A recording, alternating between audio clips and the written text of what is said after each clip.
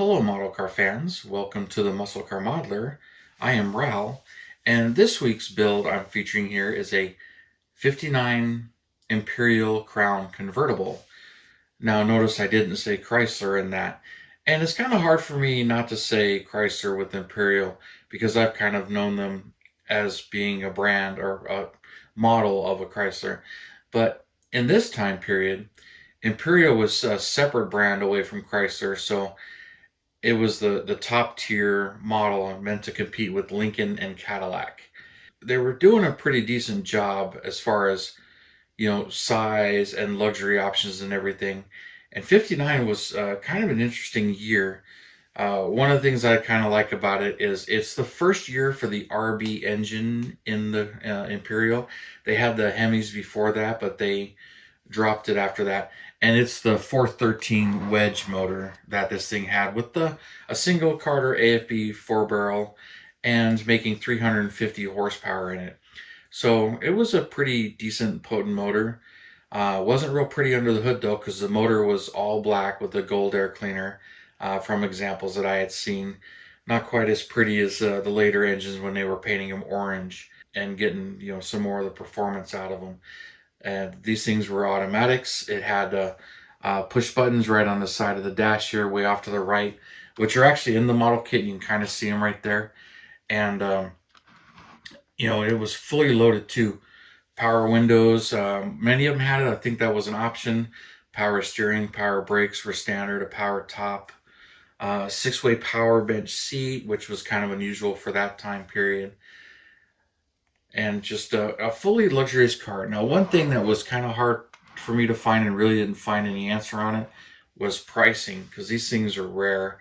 Didn't really find anything online looking for pricing, but production was really down there. 17,000 total units were made. And, they had the Crown Coupe, the Crown Sedan. There was another model below the Crown models. And then this is the Crown Convertible, of which only 555 were made. And very, very rare car today. But for comparison, there was like 140 something thousand Cadillacs built in 59. I mean, and that's a gorgeous car. So, I like that car as well. But, the Imperial, just quite an interesting look to it. I really liked the look to it. But yeah, well, they only sold 555 convertibles and 17,000. And I think Lincoln was a close second with like 26,000 units produced that year. So I mean, Cadillac was definitely the runaway luxury car at the time. But some very nice features and looks, and they really dressed it up. I mean, these V's right here on the fenders should be gold. The Imperial emblems are gold on the model kit, and those are all decals. But uh, quite quite a car and a beast of a car. I mean, this thing had a massive frame under it. It actually had both a perimeter and an X frame on it. I'm not sure if that was fully for the convertible. I think all of them did, which is one of the reasons that I read that these cars got banned. The Imperials got banned from demolition derbies, and I think that had a little bit more to do with the later ones. But this thing was pretty much a 5,000 pound car back in its day, but it's a big, beefy car for its time period. Got some pretty good sized fins. I like these fins on them and these rocket taillights that are on here. One thing personally, the spare tire here, which is just a cover, it's just a decoration on the trunk, but I understand it was molded in the trunk and it wasn't really, a flat trunk under there. But that's just a decoration. It's really not the spare tire, which is in there. But I've heard this referred to as the toilet seat trunk, which I get a kick out of that. I think that's funny. But, that's just a sign of the times or what people call them. But, there's some nicknames to some parts that I get a good chuckle out of, I should say. But this was just one interesting car with the rear bumper there, and it kind of looks like an alien there with the way it's shaped right there. So I just picture some alien cartoons with that. But I just really love the look of this thing, and it's kind of crazy. But when it came to getting the model kit, I had heard about it. It was a Model King issue.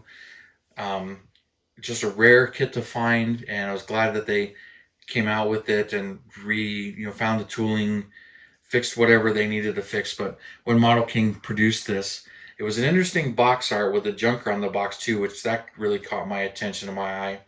And I'm like, oh, kind of, wanted to buy it. But it's a curbside kit, which is, basically an unassembled promo with some nice details. And I believe it started off as an SMP kit, and rebuilders are pretty rare. But since the tooling was restored and everything, I'm like, I got to get one of these. But Dave Burkett and his the Model King line, these were limited to between 3,000 and 5,000 units. I hear most of the time it's 5,000 units that he produced. But I understand this kit in this particular box art sold out so fast and so well. It's one of the very few that he actually re-released. He did a second run of them with a different box art, and then later AMT, and it had AMT on the Model King boxes, but AMT did release it a third time or maybe a fourth time since then. So this kit has gotten pretty easy to find, but I had a few issues with it myself. Was I could not decide what to do with it. I like it stock, but I was just kind of a little bored with the stock colors, and the rarity of the car was pretty cool. But I'm like, I just felt like customizing, and I wanted to do something a little different, something that I would actually enjoy driving as far as a cruiser in a show. And I like the lower stance and the big wheels, but these wheels were ridiculous, and they were from like die casts and stuff. And um, I'd gotten a few sets of them, and I decided I think I'll use a set on this and kind of forgive the four lug thing, because that's just what these ones were, but ignoring the fact that it's four lug, and I really like the big disc brakes and the look of it. But I decided I was going to do that to be a little bit different. But I decided I was going to leave the body all stock, even though on the model kit this is a separate piece and you can have a flush trunk. I was so close to putting the flush trunk on there and building it, even more custom. I put the dual antennas on there. I had some fun with that, and then I went with beige interior and detailed that up. But the main reason I left that on there is, just this angle. When I look at it like this, and I see that alien face from cartoons and stuff, I get a kick out of that with the, even with the antennas. But the body lines on this and the chrome spear on it and everything, it's just to me fabulous. So other than this particular part, the rest of the car, I just really like the way it looks, and the dual mirrors. And interestingly, this actually was on the real car was a cable operated remote mirror. So you had a joystick cable in there, and these are the turn signals down here. Now the underside of this kit, um, kind of just a really basic chassis. I really didn't do anything to it, but it doesn't represent the real car in any way or form. None of the actual suspension is there. There's really no suspension in the front of this. Engine just doesn't look right. All the exhaust and mufflers, it's just, very, very basic. But that's what, they were producing at the time. And, I simply just cut and glued the wheels in place, and just going for a nice little curbside with a lot of foil. And I'm real happy with the way it came out. Just kind of an interesting thing, something a little different for me, but I had fun building it. And this was back when Model King issued it in 2006. I built it right away, and it was kind of just a, have some fun with it. One with the non-stock green color, just something. I think that's Tester's British Racing Green, but it's not quite as dark and as some of my other ones. So I think it was on I probably sprayed it right on the bare white plastic and no primer. This being as old as it is, it's not clear coated either, but it's just the paint out of my airbrush, and there's a little bit of cleanup and polish and the foil on it. But she's awesome and definitely different, and I love the fact they gave you the gold Imperial decals for the fenders and the hood.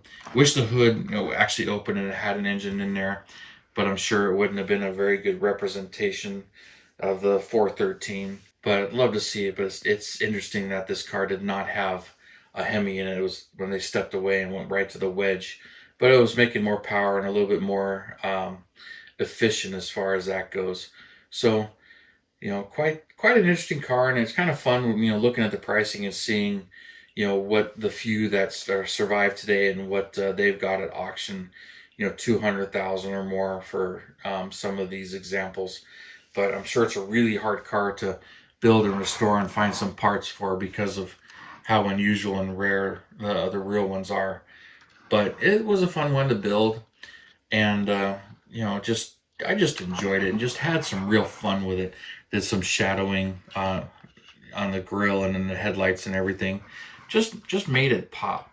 But it was a fun one, so I figured I would pull this out and share it with you and clean it off a little bit. It needed to be cleaned and dust off, and it's kind of a pain to clean, but got it out and cleaned up for you, and I hope you guys enjoy it. Just definitely something different. Break up some of the other stuff that I've been up to, but so you guys, I appreciate it, and I hope you enjoyed it. So thank you for tuning in and subscribing and all your comments. I really do appreciate it. And you guys, you have a wonderful weekend, and I'll see you next Saturday.